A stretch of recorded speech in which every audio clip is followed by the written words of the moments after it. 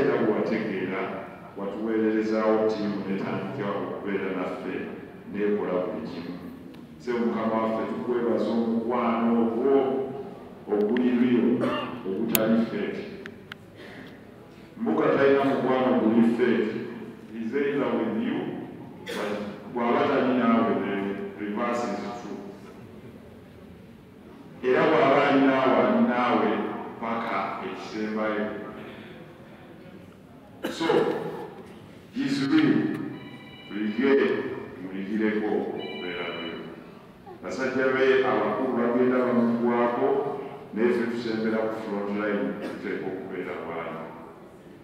So Mukama wange kkiriza nkuloobe nti tujja kuba tusiika ebulika olwaleero ssaawa 8 era twagala okukakasa nti puroguramu gyoziwa bwe tujja okutambula. Tetulina puroguramu ndala yonna yako ebitukaniriza nawo. Twagala ensi yonna etegeere obukulembeze bwaffe buli wano kubanga Hajji abadde akyogera lumu. Era twategeezezza buli yayiseeyo nga tumutegeeza nti weebalire ddala kujja, naye ensonga ezimala wano ziriko komanda waazo era yazimala. Era tuli bamativu era teriyo yaddesewo Mukama wange afuguma nti oba afuguma bwati tekisoboka kubanga wooli wetuli. Mukama wange buli kimu wakituwadde era na buli kimu kyatutuuseeko tetujulwa. Nkwebaza nti waliwo ku mukwano gw'okojja Kassim Sessimba era ne bakojja weebali kojja Sulaiman Miti omuko eyagaba maama mu lujja lube waali ate ne maama we yamujjulula waliwo omubeera afaananako bwetyo. Bakadde bange mwenna beebaza ababaddewo. Mikwano gy'Alahaaji mwenna balabye atazza abaana amanyi ne be mubadde nawo bwe tujja ekigulu wano okusaala kakaawe obi mikwano gyange bwe twawangala n'emikwano gyaffe nammwe mwebadde ddala. Tetwagala kubatwalira budde bumu. Tulina okugenda ebulika nga tuvudde wano wanenama it's about 1 hour watawali traffic is about 30 minutes. Ochama wakafenda mawujolo chama chitawa Usubi it's just 7 minutes drive on the 7 to 10 minutes on the Maram Road, which is smooth. So abana abasobodde alhamdulillah sabamungu abakwatireko werekere kubeere fanana bwetyo. Ebigambo ebisingawo nja kubibatuusaako katuli eri. Naye ebigambo ebimu byeyayogedde kuba nagenda okukyalira luli ng'agamba lusuku we yali avudde Sweden nti Rahman never side with the oppressor against the oppressor. Era n'abuuza n'agamba nti tonale taata wange palamenti eyo mukola mulimu ki? Ne mugamba mmange tuteesa n'agamba muteesa biki? Ne mugamba tuteesa ebyo byennyini by'owulira. N'agamba ne kubanga temwogera ku nsonga y'Abayisirayiri bwe batta Bapalisirayiri. N'abantu wano kwalojazira naye ffe wayawulikikwini ku myaka gino nga mulaba abantu bakola sensiresikirizi. Ne mukaaga tujja kyogerako naye gavumenti eyanjiresi n'aganzi soogera na gavumenti njogera na bubaka bwe nalonda. Bali bwe baba tebannayogera wegula press conference oba oli omosi kuba ekipapula obagaye nti mulekeraawo okutta abantu. Alhaji sikuwulirangako ng'ayogera mu njogera bwetu. N'agamba nti temusobola kusirika ne bwe munaabagana mugaye nti bannaaye ensi zonna zandibaddewo naye ng'olutanyigiriza ono. N'abaana b'e South Africa bano ne babasinga ku nsonga eyo. Ono omuvubuka Malema ne mugamba muzeeyi ate ebiwabirabyewaafeyina jaziire. Nsaba abakadde abali wano yajje kulaba ebintu ebyo, but it's so depressing, some of the news, and so graphic. kubanga buli bwe natuukawo ng'ali kwajjazindo otuuka akuwulira leero basse bisatu mwana mukuza nga kuliko abaana ali naga ate baseemu era ne bakumakumu ekyasembayo omunyiiza n'agamba omwana wa journalist bamutira omwana n'omukyala nga bakubye ennyumba ye siniya journalist owaljazindo n'agamba ne baddamu ne batta omwana we sensiresi n'agamba ne bannamawulire babakuba bukubirwe batyo era mwe musirise ne mukama wange waliwo ennyini w'oyogere wengenda okutandika ase okulangira nzikiriza nange nkondendingire eddala nnyo kati mu ddoboozi ery'olwatu abaisirayiri olw'okutta abapalesitayini sensiresi era yagamba nti yagamba onaga nti ne bw'omuyijamini yali omu koza yali afuuka japaani mu nsi ez'amaanyi tiyali uganda naye nga bakuulira nti ebyomusajja amini awakanya isirayiri okusaanyaawo ti palesitayini akatontikikwayati mukyogereko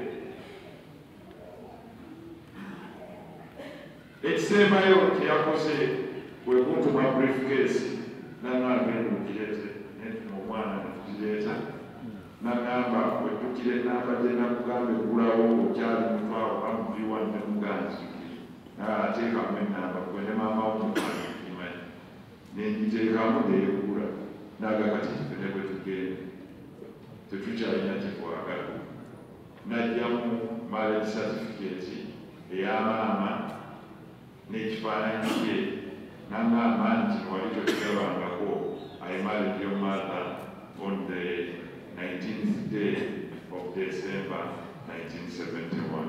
The original marriage certificate wangako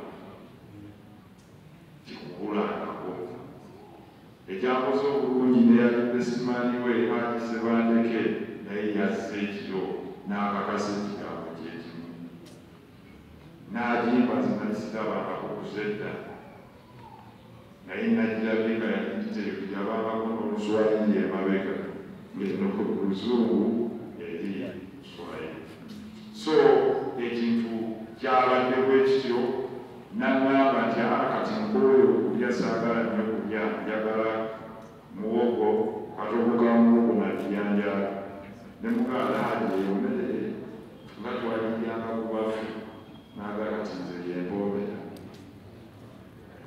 ne muganda ye wagamba nti abasawo bakujja ku nkoko tuwagane muwogo ogenda kufa kati gwojjejjeeko nagamba kati yengo gyebabaleeta yeyalidde weyakomye wenamuleka mu ddiiro later in the night teyavaawo ng'akyalaba amawulire abeera ku mawulire weyafunira kadi yakalesi Omulangila nsaba okuloopera netugezaako mukkusa ku nearest health facility ne bakola CPR but it was too late nga kiribasa alhaji bwatyo n'ava mulamu bw'ensi buno inna lillahi wa inna ilaihi rajiun. La ilaha illallah, la ilaha illallah, la ilaha illallah, Muhammad Rasulullah, la ilaha illallah, la ilaha illallah, la ilaha illallah, Muhammad Rasulullah. Sewo mukama wange report gyensobodde okukolako wano naafunye ekiseera n'atuusa okwaka obusigadde atutuuse sebo tweyanziza nnyo kubafamire bamisibaabu bonna kulwa ttiimu ey'omukampala ne mukama wange zikiriza nkulage nti mukama wange antwala mu kibuga kyo twagambe ekirimu ebingi ebingi byalwanako alhaji Saalongo Eriasi kwakalwana n'ebinnya abeera naminne baffe tulwanira wamu tuba tubaga temuzitwala zino nga badduka nazo sebo waali ate musajjawo nnyo sebo situkootole kusala kijja kuba kyamulyaza amaanya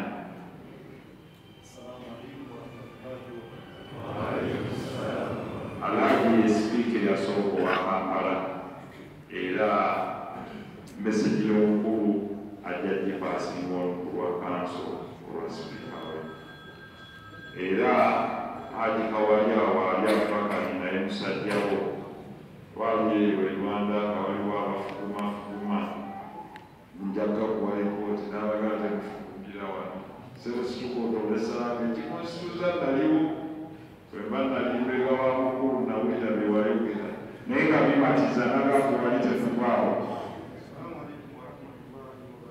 Waalaikum salaam. Sebo Honorable Katonda situkako.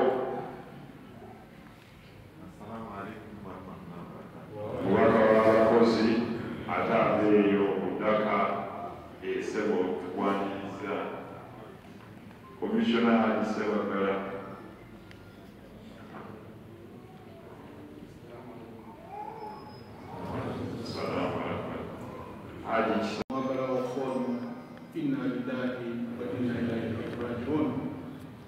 Ibyafaayo bya kati marehemu Haji Nsereko babyogedde nti yali munnamawulire musajja wangalidde ku kibuga era nga bwe bujulizi obulaga kyabadde musajja omusingo. Ekibuga kino ekiwangalirako ng'olimu obuyaayeeyaaye naye yatutuuka nnyo mu biseera by'ensanvu n'ekinaana ng'alikoleddwa Uganda. Naye kye twagala okumuwaako obujulizi nti yali profession, nti gavumenti zizze ne zigenda naye teri Nsereko lwagenze kwekweka gavumenti ya Idi Amin egenze bamenya Bahaji. Yabeeranga mu kibuga, tiyakolanga emirimu gye nga bwe girina okukolebwa. Bw'aba alina okusoomooza kwalese eri abantu tukolenga emirimu gyaffe nga tegiri mu kyekubiira, ate tulina okuba balyake. Senga abadde mulyake teyawangalidde mu kibuga, awangalidde mu kibuga emyaka gyonna etumulabidde nga talina twagamba nti amubanja naye ng'atambula kyeri nga takozese mutwe gwe. Njagala nnyo okwebaza abamusibaku